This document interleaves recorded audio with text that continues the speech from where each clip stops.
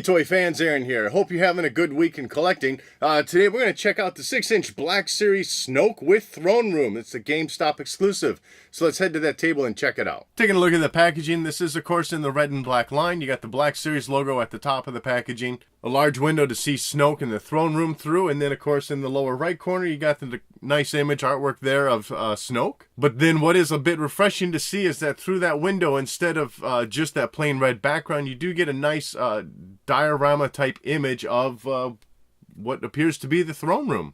So that's pretty nice to see, something different. And then of course in the upper corner of the box you can see that the little front plate of the throne chair is attached to the background. Flipping over to the side, of course, no number since this is an exclusive. And then on the back side, everything as you'd expect. You got a brief description about Snoke, and then of course a large artwork of him in the right side. And sliding this out of the packaging, first up we'll take a look at Snoke, and overall it's a pretty good looking figure. Just don't look inside the robe. Things look odd once you do that, but looking at him like this, it really is looking good. The sculpting on the head I think looks great. Definitely looks like Snoke. Lots of great detailing in there through the face of the little wrinkles and scars and whatnot. I love the way the neck area looks as well. I would say maybe just a little bit too much purple paint or paint wash, whatever that would be. It seems a smidge excessive based on the images that we've seen so far, which although hasn't been much, I think that part could have just been dialed back a little bit. Otherwise, I love the painting of the eyes. I think that turned out great. What we're seeing of the hands sticking through the ends of the robes looking pretty good too. And then as you can see on his left hand, he's got this ring painted on. That's looking decent as well. And then as far as the robe goes, that's looking nice. Pretty sparkly. Kind of seems pretty close to what we've been seeing so far in the images. Around the neck area, it's got this little plastic piece that is attached into the body of the figure. And that's help supporting the robe, keeping that form around the neck, keeping it lifted up, keeping it a little tight through the body. So this robe really isn't meant to be removable. I have to say I do like that they did that. The belt, though, is removable. Looks good. Definitely looks like what we've already seen on the 3 3/4 inch version that came with the BB-8 playset. Painted gold on the outside with some purple edges along the side. And then now for a look under the robe. And first up, though, about the robe, I will say that for the most part, it's going to hold on to itself when you place it along, cloth on cloth there. But otherwise, it does have a tendency to really roll in on itself. So, you might have to mess with it a little bit to get it placed the way you want. So underneath we do have some cloth detailing of his outfit. Kind of peel this up. Looks like it's a little white tank top underneath, but detailing looks nice. Just, I gotta say, with it opened up, looks like a scary old grandma, really. For some reason the pants are pulled up. Looking down on the leg area, though, there is just massive amounts of paint overspray here. Looks like the plastic is molded in white and then they painted in the peach. But that really climbs pretty high here into the white of the pants. So that's not too good. Otherwise, this scarring kind of continues down the leg, but we lose all the purple wash now. So there's not much in the way of paint detailing in there. So a ton on the head, not as much on the hands. And then by the time you get to the legs, it's just all peach skin in there. Slipper detailing's looking pretty good, though. Lots of little design details molded in there. Then when you look at him full like this, it definitely looks like he's just in his little bathrobe. He's got his slippers on. He's ready for bed. Taking a look at the articulation of the figure, the head movement's pretty good. You're still going to get a pretty good turn out of it before he starts running into this plastic piece here with the robe. It's not realistic for a figure to be looking behind him anyways. Of course, he can look down a little bit. As far as the articulation at the shoulder on the left arm, I'm able to get a decent range of motion out of it as far as lifting that arm out. But on his right arm, for some reason, maybe it's fused, I don't know, because I can't, I can only pull the robe up just a smidge to kind of see in there.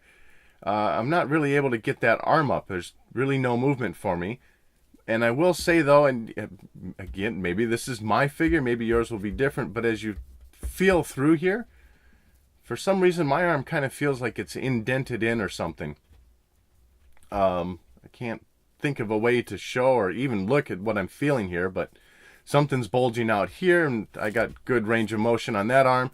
But on this arm, it's kind of indented in here, like it's set in more. So nothing really happening there. Each arm, though, does have a turn at the top of the bicep, which is really hard to show you because, well, I can't lift anything up that high to show you. But I can show you the elbow area, and we do have a double joint in there since it's hidden by that sleeve. So you're going to get a pretty good range through there. Obviously, the sleeve itself would be down though.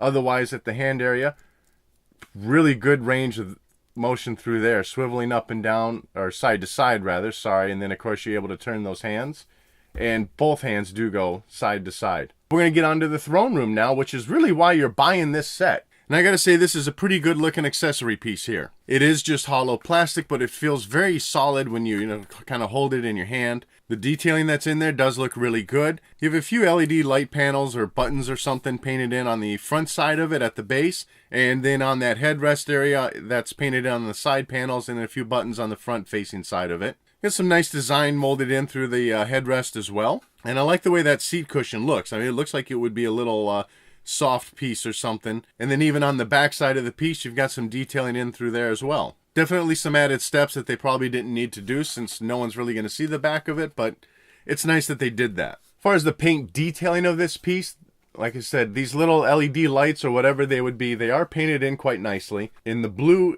along this front piece is looking pretty good.